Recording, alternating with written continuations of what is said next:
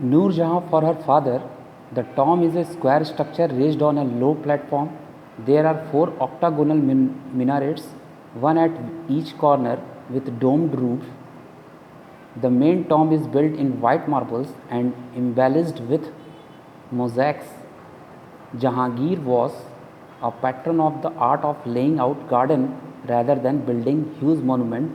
Some of the famous Mughal gardens of Kashmir, such as Shalimar Bagh and the Nishad Bagh, stand as a testimony to Jahangir's passion for garden. तो अब हम बात करेंगे नूरजहाँ की। अपने पिता के लिए नूरजहाँ ने मकबरा एक वर्ग संरचना है जो कम मंच पर उठाया गया है। 4 अष्टकोणीय मीनार है। प्रत्येक कोने में डोम वाली छतों के साथ मुख्य मकबरा सफ़ेद संगमरमर में बनाया गया है और मोज़ैक के साथ सजाया गया है।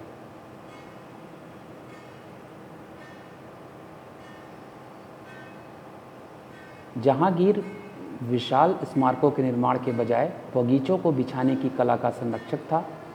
कश्मीर के कुछ प्रसिद्ध मुगल गार्डन जैसे शालीमार बाग और निशद बाग बगीचों के लिए जहांगीर के जुनून की गवाही के रूप में खड़े हैं।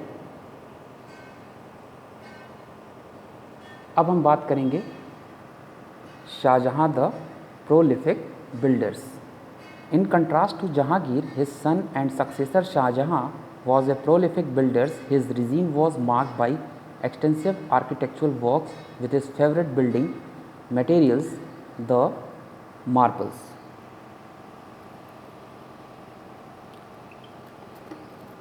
तो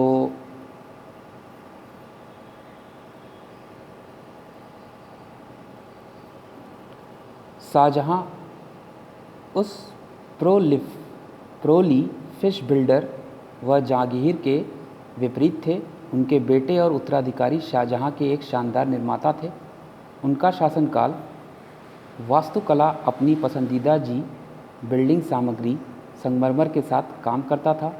यमुना नदी के पुराने पाठ्यक्रम के बाद दिल्ली में उनके द्वारा बनाए गए लाल किला या लाल किलों में 2 गेटवे दिल्ली और लाहौर गेट हैं। Lal Killa or the Red Fort built by him Delhi following old course of the Yamuna river has 2 gateways, the Delhi and Lahore gate. There are several notable buildings inside the Diwan-e-Aham, Diwan-e-Khas, Rang Mahal. Diwan-e-Aham and Rang Mahal are arcaded pavilion with the sandstone column in pairs plastered with powdered marble. The throne platform for the emperor with the curved corner roof lies in the eastern wall of the Diwan-e-Aham. Behind this structure is the Rang Mahal, which has an open courtyard. Further north in alignment with the Rang Mahal is the Diwan-e-Khas. All of these buildings have the floral decorations on the walls, column and piers. तो दीवान-ए-अहम, दीवान-ए-खास और रंग महल की तरह कई उल्लेखनीय इमारतें हैं। दीवान-ए-अहम और रंग महल को जोड़े में बलुआ पत्थर के स्तंभों के साथ आर्कडेटेड मंडप है जो पाउडर संगमरमर के साथ प्लास्टर्ड है। सम्राट के लिए सिंहासन प्लेटफॉर्म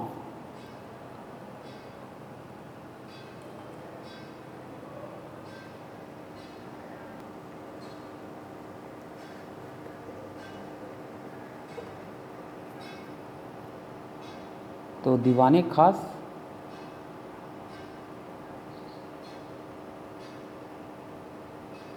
सम्राट के लिए सिंहासन प्लेटफॉर्म ड्वेन कॉमेट छत के साथ स्थित है। दीवान-ए-अहम की व्यापक टीएफ पूर्वी दीवार द्वारा चिन्हित है। इस संरचना के पीछे रंग महल है जिसमें खुले आंगन हैं। आगे उत्तर रंग महल के साथ संरेखण में दीवान-ए-खास। इन सभी इमारतों में दीवारों, स्तंभों और पियर्स पर पुष्प सजावट होती हैं। आगरा किले में मोती मस्जिद शाहजहां द्वारा सफ़ेद संगमरमर में काले संगमरमर के सुलेख के साथ बनाया गया था, जो संरचना के लालित्य को बढ़ा रहा था। अब बात करेंगे जामा मस्जिद की। The Jama Masjid in Delhi is the largest building of its kind in India, built on a raised platform and surrounded by arcades. It has been left open on both sides. Three bulbous domes in white marbles rise above the sanctuary. The building materials used here is red sandstone with white marble for designing. तो दिल्ली में जामा मस्जिद भारत में अपनी तरह की सबसे बड़ी इमारत है। एक उठाए गए मंच पर बनाया गया और आर्केड से घिरा हुआ है। यह दोनों पक्षों पर खुला छोड़ दिया गया है। सफ़ेद संगमरमर में 3 बल्बों के गुंबद अभयारण्य के ऊपर उठते हैं। इसमें जो है लाल बलुआ पत्थर और वाइट मार्बल्स का यूज़ किया गया है।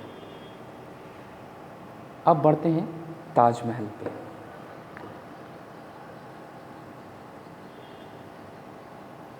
The Taj Mahal is undoubtedly Shah Jahan's grandest and most well-known project.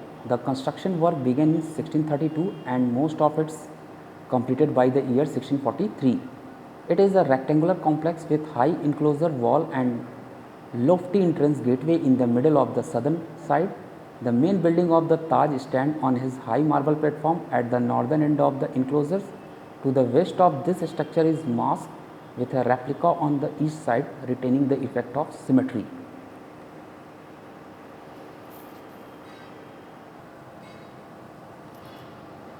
Taj Mahal निस्संदेह शाहजहां की सबसे भव्य और सबसे प्रसिद्ध परियोजना है। निर्माण कार्य 1632 में शुरू हुआ था और अधिकांश इसे 1643 तक पूरा कर लिया गया था। यह एक आयताकार परिसर है जिसमें एक उच्च बाड़े की दीवार और दक्षिणी ओर के मध्य में एक उदांत प्रवेश द्वार है। ताज का मुख्य भवन बाड़े के उत्तरी छोर पर एक उच्च संगमरमर के मंच पर खड़ा है। इस संरचना के पश्चिम में एक मस्जिद है जिसमें पूर्व की ओर प्रतिकृति के साथ समरूपता का प्रभाव बरकरार है। ताजमहल के साथ सुंदर बल्बनुमा गुंबद एक वर्गाकार इमारत है और एक उल्टा कमल इसके ऊपर उगता है।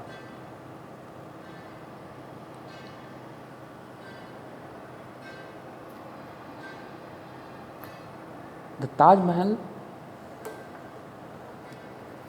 बढ़ते हैं नेक्स्ट पेज पर।